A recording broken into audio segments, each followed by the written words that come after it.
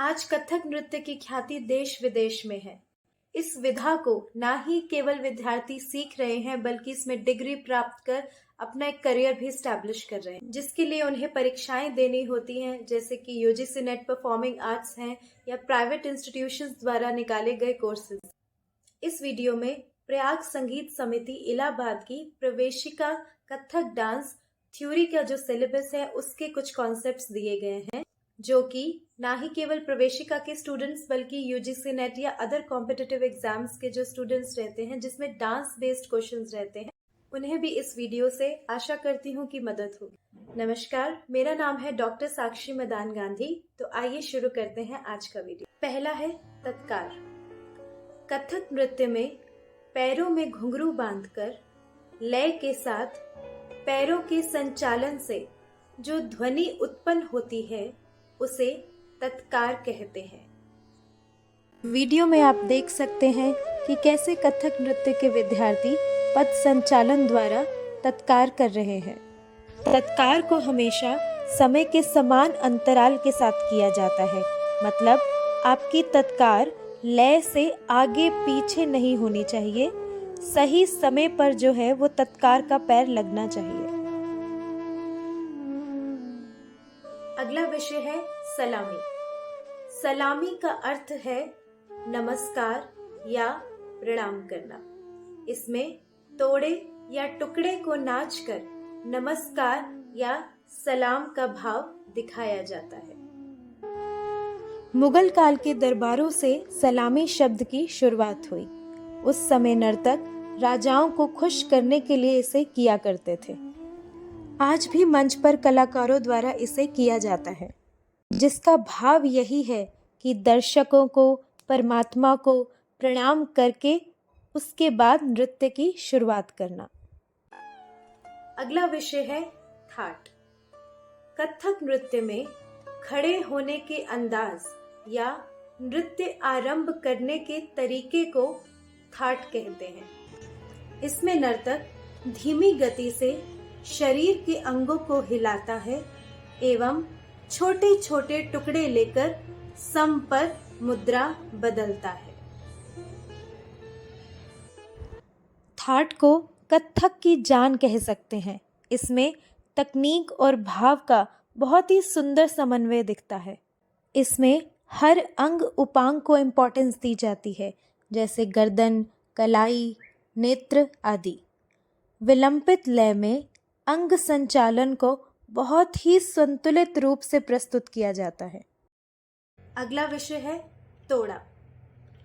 नृत्य के बोल जैसे ता, थई, तत, त्राम आदि से बनी तालबद्ध रचना जो कम से कम 2 आवर्तन की हो उसे तोड़ा कहते हैं।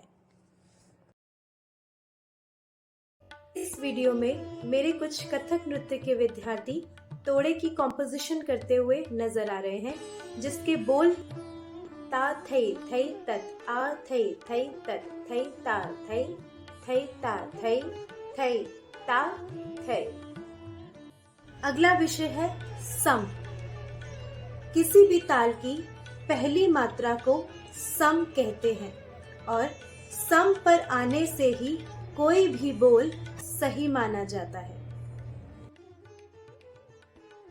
यहाँ इस वीडियो में कथक नृत्य की एक कॉम्पोजिशन प्रस्तुत की जा रही है, जिसके खत्म होने पर सम का जो भाव है, मुद्रा है, वो दर्शाई जाएगी।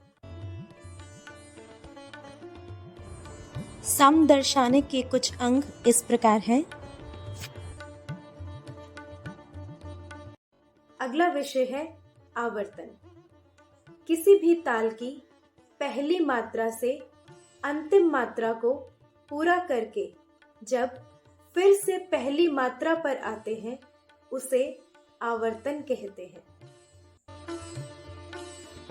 देखिए, यहाँ कथक नृत्य की बहुत ही प्रचलित 3 ताल दर्शाई गई है, जिसमें 16 मात्रा होती है। यहाँ जो सर्कल दिखाया गया है उसके आसपास 16 मात्रा लिखी गई है। जब हम एक मात्रा से पहली मात्रा से शुरू करते हैं और धीरे धीरे धीरे पूरी 16 का जो सर्कल है वो कंप्लीट कर लेते हैं, तो इस पूरे सर्कल का जो कंप्लीशन है उसे हम बोलेंगे एक आवर्तन या आवर्तन। इसी तरह अगर हम 2 सर्कल कंप्लीट करें तो वो क्या होगा, 2 आवर्तन। अगला विषय है मात्रा। समय की सबसे छोटी इकाई को मात्रा कहते हैं, जो ताल को नापने का साधन है। सामान्यतः 1 सेकंड के काल को एक मात्रा काल मान सकते हैं। ताल और लय के अकॉर्डिंग हम इक्वल टाइम इंटरवल के साथ मात्राओं को पढ़ते हैं। जैसे घड़ी की सुई कैसे हिलती है, 1, 2, 3। अगर हमें अपनी मात्रा को पढ़ने की प्रैक्टिस करनी है, घड़ी के आगे खड़े होकर जैसे उसका सेकंड का कांटा हिलता है, वैसे ही उसके साथ साथ आप अपनी मात्रा की जो है वो प्रैक्टिस कर सकते हैं। 1, 2, 3, 4। इससे आपकी मात्रा को पढ़ने की जो लय है वो भी बेहतर होगी। उदाहरण देखिए, मैं यहाँ 3 ताल की ताली लगा रही हूँ।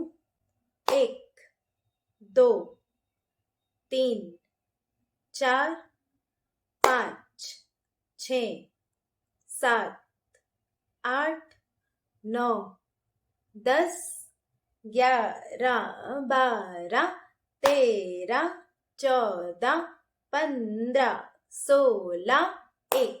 ये जो मैंने उंगलियों से दर्शाया ये है मात्रा। इस ताली में हम हर एक मात्रा को एक इक्वल टाइम के अकॉर्डिंग दर्शा रहे हैं। अगला विषय है ताली और खाली। प्रत्येक ताल में विभागों को सूचित करने के लिए ताली खाली का प्रयोग किया जाता है। जब ताली बजाकर विभाग का अंतर दिखाते हैं उसे ताली, और जब ताली ना बजाकर केवल हाथ का इशारा करते हैं तो उसे खाली कहा जाता है। अगला हमारा विषय है विभाग। प्रत्येक ताल की मात्राओं को कुछ हिस्सों में बांट दिया जाता है। जैसे 3 ताल में 4 विभाग, जैसे 3 ताल में 16 मात्रा होती हैं और उन 16 मात्रा को हम 4-4 के विभाग में बांटते हैं। 1, 2, 3, 4 का एक विभाग, 5, 6, 7, 8 का एक विभाग, 9, 10, 11, 12 और ऐसे ही 13, 14, 15, 16। तो ये 4-4 के विभाग जो हमारे 3 ताल में है वो किए जाते हैं। इन्हें ही विभाग यानी इंग्लिश में कहें तो डिवीजन कहते हैं, जिससे आप ताल को बेहतर तरीके से पढ़ सकते हैं, उस पर वजन दे सकते हैं। इस वीडियो को बनाने का यही मकसद है, विद्यार्थियों की उनकी परीक्षा में मैं कुछ मदद कर पाऊँ। Please subscribe the channel if you like my efforts in making this video, and share it maximum to create the awareness of Indian classical dance form. Thank you for watching the video.